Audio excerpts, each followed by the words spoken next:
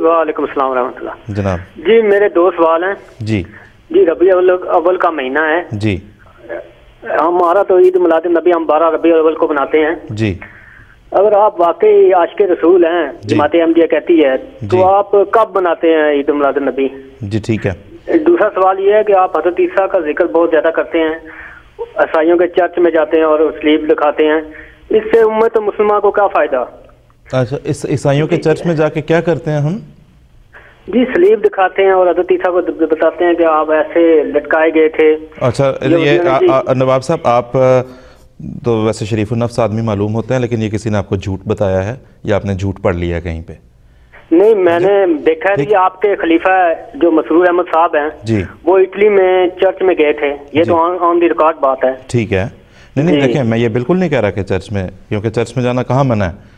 मना तो नहीं है वैसे।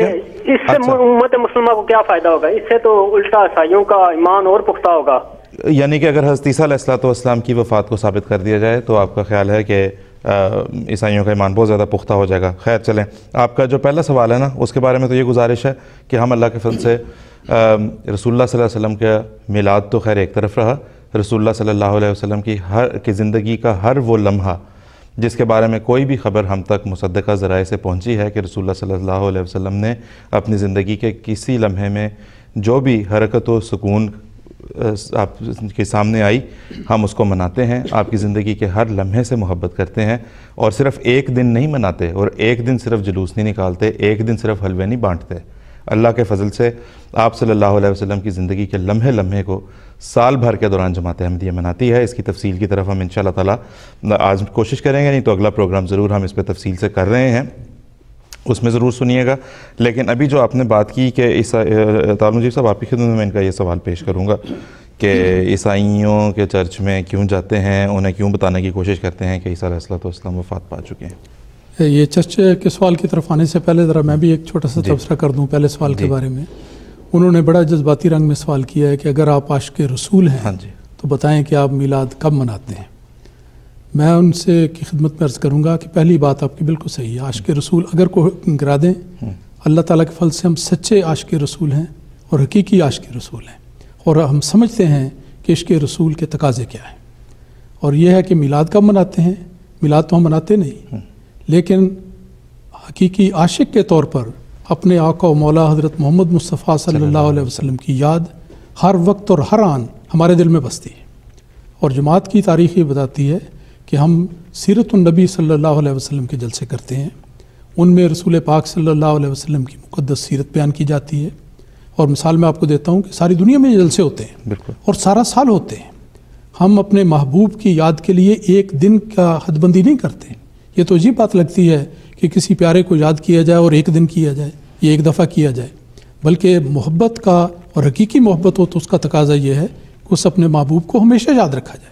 और हम सीरत-उन-नबी सल्लल्लाहु अलैहि वसल्लम के जलसे मुनक़िद करके सारी दुनिया में हर अहमदी उन जलसों में शामिल भी होते हैं और इस याद को ताज़ा रखते हैं। और न सिर्फ ये कि बल्कि हम ईसाइयों को, यहूदियों को, हिंदुओं को, सिखों को, बाकी मज़ाहिब के लोगों को बड़ी कसरत के साथ ऐसे इजलासात में दावत देते हैं और उन्हें बताते हैं कि ये है मुकाम मोहम्मद मुस्तफ़ा सल्लल्लाहु अलैहि वसल्लम, ये है वो रहमतुल लिल आलमीन का वजूद जो सारी दुनिया के लिए रहमत बन के आया, उसके लिए हम जलसे करते हैं। बिल्कुल। तो ये है हमारा उसको मनाने का ताल्लुक। हम जलसे ये सड़कों पे जुलूस निकालना और जैसा आपने जिक्र किया बाकी कार्रवाइयाँ तो नहीं करते जो बिदात में शामिल हैं, लेकिन जो हकीकी याद के तकाजे हैं वो अल्लाह ताला के फल से हम उसको पूरा करते हैं।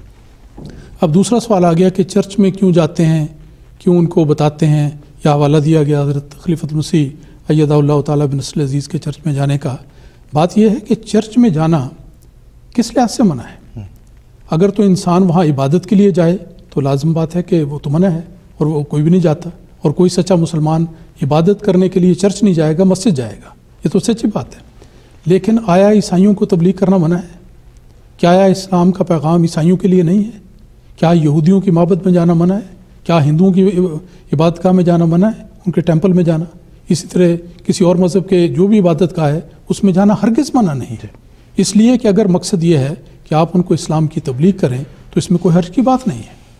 तो दूसरा ये है कि अगर चर्च में को गए, अब जो उन्होंने इतराज़ उठाया कि ये हुजूर वहाँ तशरीफ़ ले गए, सवाल ये है कि वो चर्च था या नहीं था, ایسی جگہ تھی جہاں حضرت عیسیٰ علیہ السلام کے کفن کا کپڑا، جو دراصل حضرت عیسیٰ علیہ السلام کے حوالے سے ایک مقدس کفن کہلاتا ہے، اس کی تاریخی نمائش تھی، وہ دیکھنے کے لیے آپ تشریف لے گئے، اور اس سے فائدہ یہ ہوتا ہے کہ وہاں پر جا کر ان کے عمائدین کو بتایا گیا کہ دراصل یہ کفن مسیح کس بات کی علامت ہے اور اس سے کیا ثابت ہوتا ہے۔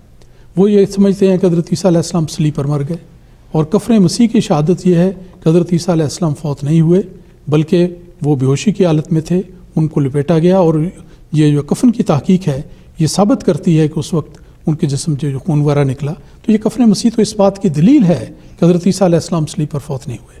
تو اس حوالے سے اگر حضور نے وہاں کے جو عیسائی سربراہ تھے، کارکنان تھے، دیگر لوگ موجود تھے، اور بڑے اعلیٰ چوٹی کے نمائندگان وہاں پر موجود تھے، ان کو اگر یہ بات بتائی ہے تو یہ اسلام کا پیغام آپ نے دیا، قرآن مجید کا پیغام آپ نے دیا، تو ہر جگہ جا کر پیغام دینا یہ تو جماعت احمدیہ کا شعار ہے۔ نبی پاک صلی اللہ علیہ وسلم کا اسوہ تھا۔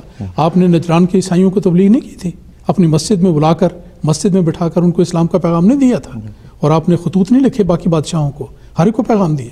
تو اس لحاظ سے اسلام کی تبلیغ جو آج جماعت احمدیہ کا اللہ تعالیٰ کے فضل سے ترا امتیاز ہے، اس کے لیے جہاں بھی آدمی جاتا ہے اس میں جانا مطلق منع نہیں، جا کر ان کی عبادتوں میں شامل ہونا، ان کے پیچھے عبادت کرنا، یہ بات تو منع ہے، اور کبھی بھی اللہ کے فضل سے کوئی احمدی اس میں شامل نہیں ہوتا، تو اس میں کوئی بھی اعتراض کی بات نہیں ہے۔ بالکل ٹھیک، بہت بہت شکریہ جی، جزاک اللہ۔